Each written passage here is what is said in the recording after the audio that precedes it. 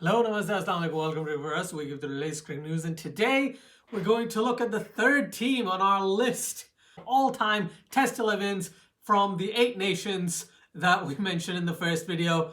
And today is India, a team that right now could be considered the best team, all-format team maybe, around the world, potentially. But at the same time, we have to look at everything. And it's going to be tough. There's going to be a lot of options. And I'm going to do the best I possibly can. Right, here we go. Captaincy is something that you can genuinely think. I think of, you can think of Virat Kohli, amazing captain. MS Dhoni, amazing captain. Kapil Dev, amazing captain. Right, Sehwag Ganguly, Mohammad Azharuddin, not so much. But these four previously, amazing captains. And it's just tough. I'm going to wait to tell you my captain at the end, but I think those are the four that I will be considering moving forward to choose a potential captain. If we come to the openers then, you have the original Little Master. And yes, I say original because you've had, in other sports, you've had Little Masters. You could consider Hanif Muhammad a Little Master, and currently, and still reigning Little Master of the world is Sachin Tendulkar. But Sunil Gavaskar, what an absolute player. He's the guy who would just pester the opposition by not getting out. One of the highest scorers of all time in Test cricket, right? One of the first people to get 10,000 Test runs as well. 3,400s, averaging 51, if I'm not wrong, in all the matches that he played. Exactly why he's still considered such an important piece of the puzzle with regards to cricket knowledge and maybe even cricket analysis to a point. Best opening batsman in the subcontinent of all time, quite easily. And his partner in crime could be any one of these three players. I think the one that pops into my mind initially is Vijay Hazari. Okay, Vijay Hazari, a guy who would score at 80 strike rate and average just shy of 50 in Test cricket, would be sure shot in, right? This guy had scored, I believe, 23 Test hundreds, out of which 15 of them are in excess of 150. I don't know, 7 double hundreds if I'm not wrong. He's genuinely gotten hundreds and then converts them into bigger hundreds. If you look at batting averages of players who score 100 and what is their average after scoring 100, his was, I believe, 176. That's his average 100. That is outstanding. What he scored? He got a 319 against South Africa. He got a 309 against Pakistan. He scored a 293 against Sri Lanka. He's had many, many more scores, and it's just so important to have someone of this firepower, opening the batting. You could consider Navjot Singh Sidhu as a batsman akin to Sehwag, but what Sehwag did was just out of this world, right? So you look at Sidhu's records, and if Sehwag did not exist, I think, Sidhu's not a bad choice as an opener to join Sunil Gavaskar, who, yes, wasn't the most aggressive player, but if he has someone aggressive at the other end, he can play his own game. Sehwag's an option, and then you've got Navjot Singh Sidhu for sure. And then you've got players like Sidhu, who average about 42. You've got players like Jeshma. People even consider Gautam Gambhir as a very, very good Test opener. I wouldn't put him there, but he's in that discussion. We talk about Vinu Mankad, but I don't think if I had to put Vinu Mankad in my side, I'd put him lower down rather than at the top of the order. Mainly because I include him as an all-rounder. What do you get? Like over 2,000 runs, over 160 wickets. And he's the type of player who was so crucial to India back in the day. And yes, the Mankad is called the Mankad because of Vinu Mankad. And it's that presence that he potentially gives to that position somewhere in the lineup, but he's someone to talk about. I think he could fit into the discussion, but getting him into the 11 is going to be hard. Post the openers, we come down to the middle order. And I tell you what, India's middle order is outrageous. I'm just going to name some players first off, okay? Sachin Tendulkar, Rahul Dravid, Vivia Slachman, Mohammad Azharuddin, Vijay Hazari, Gundappa Vishwanath, Mohinder Amarnath, Sehwag Ganguly, and their current captain Virat Kohli. Okay, that's just 9 players I've named there for positions, potentially 3 or 4 positions. it's tough as anything, all right? The way the Indian middle order stacks up, you could put a lot of those players in the side and it would just fit. It would work almost seamlessly. But one player I need to talk about though, Rahul Dravid. The wall, okay? If he's batting at 3, he's going to protect your side. He's literally the guy who'd come in, stamp his authority, and then just not get out. 13,288 runs. What a beast. He scored 63 50s, 36 hundreds.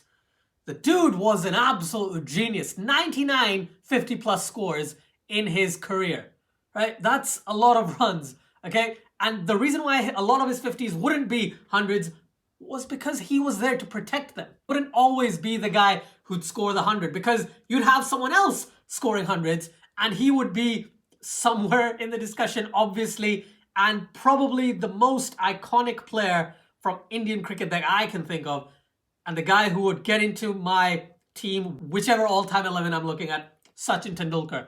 Over 15,000 test runs, an average of 53. Yes, Dravid had an average of 52 as well. Tendulkar had 68 50s and 51 centuries. Are you kidding me? This guy was the epitome of great batsmanship. Some of the shots he'd play would just make you think, dude, he is so great. Why does he not have more runs? Okay, and considering he is the highest run getter in Test cricket ever, makes you even understand why you'd think that. But he was so good. He was absolutely brilliant. Played a long time, but that doesn't matter. He literally paved the way. He was the guy who would literally score runs whenever he wanted.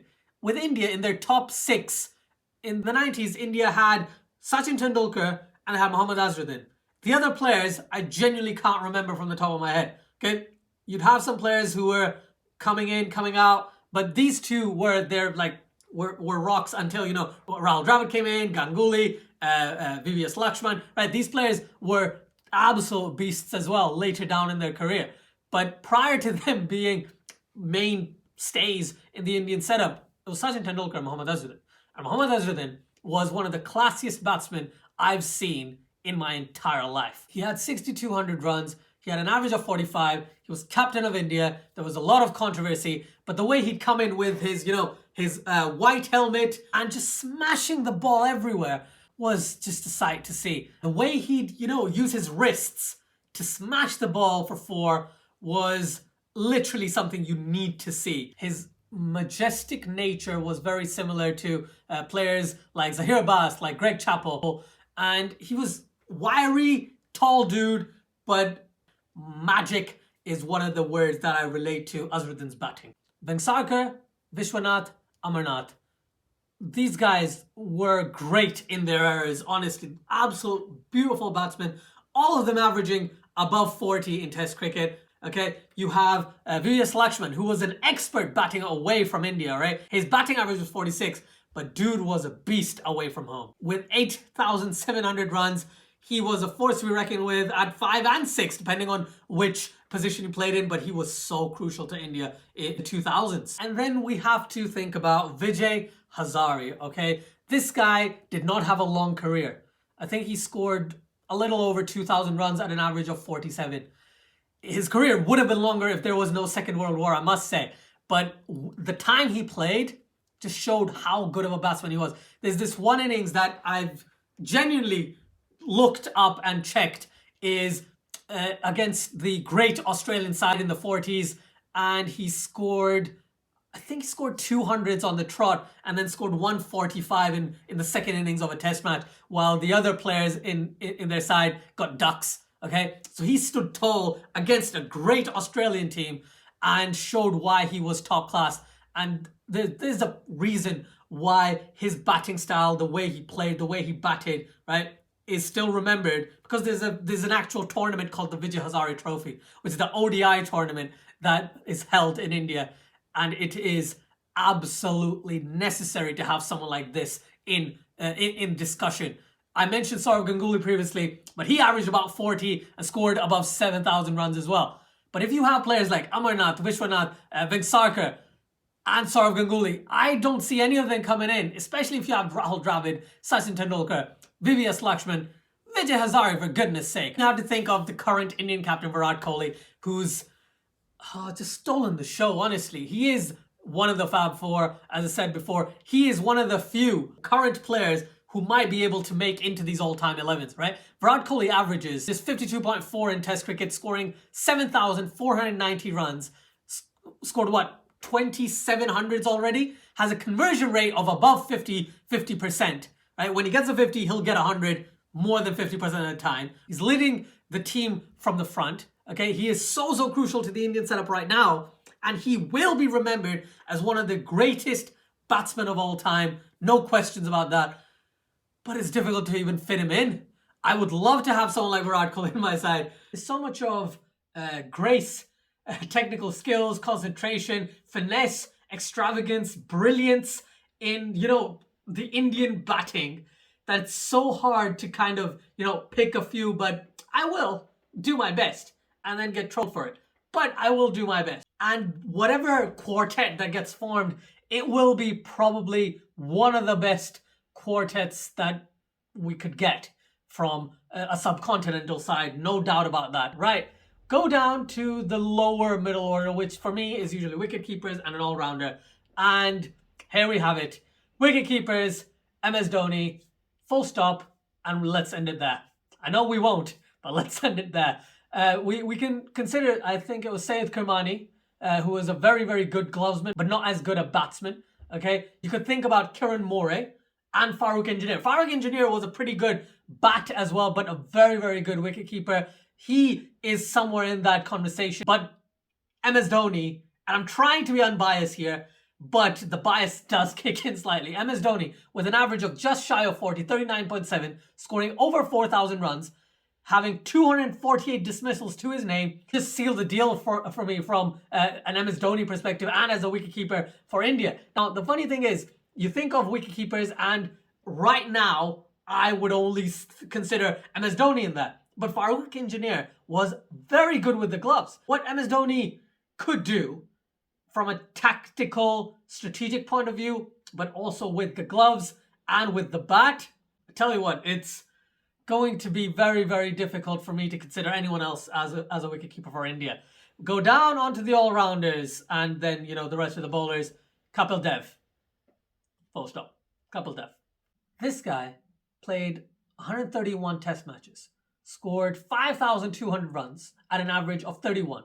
He took 434 wickets at an average of 29. He was an exemplary all-rounder, bowler, batsman, everything. He was a very, very good captain as well for India. Okay, but what I can not imagine is having players like Kapil Dev, Sunil Gavaskar, Sachin Tendulkar, MS Dhoni, Virat Kohli to an extent sometimes as well. These guys sharing their thoughts, being in that kind of setup, it's just outstanding. And Kapil Dev is the only all-rounder, like the pace bowling all-rounder, that I can consider. He comes in at 8. Binu Mankar we already spoke about earlier as well. And then we have 3 bowlers. Now, split them into spinners and fast bowlers, because India have always been in a situation where they go in with number of spinners. You have the Indian spin quartet, Bishan Singh Bedi, Venkatragavan, you have Prasanna, and you have Chandrasekhar. These guys were absolutely brilliant in what they did for India when they played together. If they didn't play together, you had a left arm off spinner, you had a leg spinner, and you had 2 right hand off spinners, okay? The way they played was just outstanding. Their stats speak for themselves. I'm not even counting their first class records, but all of them, I believe, have over 1,000 first class wickets. Bishan Singh Bedi, 266 at an average of 28 in Test cricket. Chandrasekhar, 242 with an average of 29.7. Venkatragavan, 156 wickets, I think, just shy of 35, 36 as a bowling average. But the way these guys bowled, especially, and I'm just going to count, spin-friendly conditions, they were amazing. Even in less spin-friendly conditions, they would still make a name for themselves. They wouldn't be the worst things on the block. They would still be able to take wickets. They weren't as dangerous, but they would still be very, very important to the Indian side. And considering the era they played in, India did not have many pace bowlers, which is why Kapil Dev would be one of my opening bowlers, because he was that good, right? Then we go down and we have to consider more spinners because it is India. Anil Kumble, 619 wickets. Harbhajan Singh, over 400 wickets. Ravichandran Ashwin, 409 wickets at the moment, I think, right? He's one of the few from the current era that come into an all-time 11. You can think about Ravi Jadeja as a potential all-rounder with the bat, with the ball, all that good stuff. And he's been fantastic for the past 3 years. But unless Ravi Jadeja ends his career at a batting average of 50 and a bowling average of less than 30, right, as a constant, it'll be difficult to have him in an all-time Indian 11. I think Ashwin has more of a shout. And then you have Harbhajan Singh, Anil Kumble, right? You have the Indian spin quartet. There are so many Indian spinners that have done so many great things over the years that is probably the hardest for me to pick. And one of the easiest things for me to pick is, another pacer barring Kapil Dev. You have Zaheer Khan, you have Javagal Srinath, you have Mohammad Shami and Ishant Sharma probably kind of come into the mix. But there is no other proper Indian pace bowler that comes into conversation. Javagal Srinath took 236 wickets at an average of about 30, striking every 10 overs or so, okay? He was that guy. You had Venkatesh Prasad, but he wasn't as good as Javagal Srinath if you were to compare the two. Srinath was considered one of the fastest Indian bowlers of all time until, players like Ishant Sharma, now Jasprit Bumrah, Mohammad Shami. Before the 2005-2006 era, right? India did not have super, super quick pace bowlers. And Srinath was considered one of the fastest. Zaheer Khan, this guy, oh my goodness. Zaheer Khan is genuinely India's Wasim Akram or India's Chaminda Abbas. It's difficult not to pigeonhole him as that because he was the best left-arm fast bowler I've seen from India ever. RP Singh, Ashish Nehra, Irfan Pathan for a little while, right? With 311 wickets and an average of about 32, I think he's someone I would definitely consider in the side. He could swing the ball both ways. He could reverse the ball.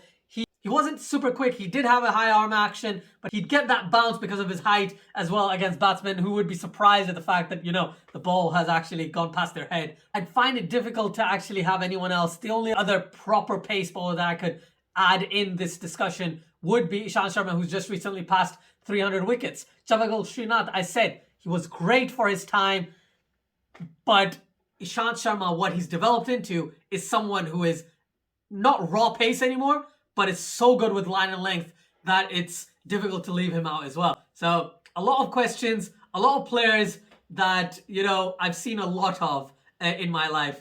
And it's hard to look at previous players and be as objective as possible. But I'm going to do my best. First off, I want to say, I understand you might not agree with me, but this is me trying to get an all-time Test 11 for India. I knew it was going to be tough, but here's mine. Okay, first off, I open up with Sunil Gavaskar and Virender Sehwag. I go down to 3. I have Rahul Dravid. I have Sachin Tendulkar. I have Vijay Hazari.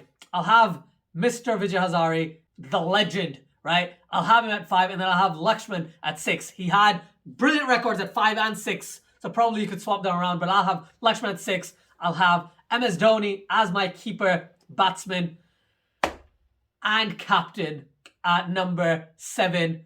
No Virat Kohli in my side. I tried really hard to get Virat Kohli in my side, but it's going to be difficult. It's going to be really difficult. And then I've got Kapil Dev at number 8, obviously. I've got Ravichandran Ashwin at 9. I think he's the only guy from now I could actually put into the side quite easily. Ravichandran Ashwin at 9. Then at 10, I've got Anil Kumble. And at 11, I've got Zaheer Khan. This side looks absolutely stacked. You might say their pace bowling department isn't the greatest, but what Kapil Dev and Zaheer Khan can do, it's still going to be pretty difficult to face them, honestly. And we can consider Virat Kohli as a potential in that middle order, but the only person he can potentially replace is Vijay Hazari, and I'm finding it very difficult to take him out. Even though the stats tell you one thing, I'm going to have to go Vijay Hazari way right now. And yeah, thank you everyone for watching. Do let me know what your all-time Test 11 for India is in the comments below. Would love to read your comments. I know we disagree on stuff, You might say I'm wrong, but I love the conversation. I would love that discussion and can't wait for it. Great players I've had to discuss, and I can't believe I kicked out some absolute legends, but I replaced them with other legends, so it's all good. Thank you so much once again, and until next time, take care.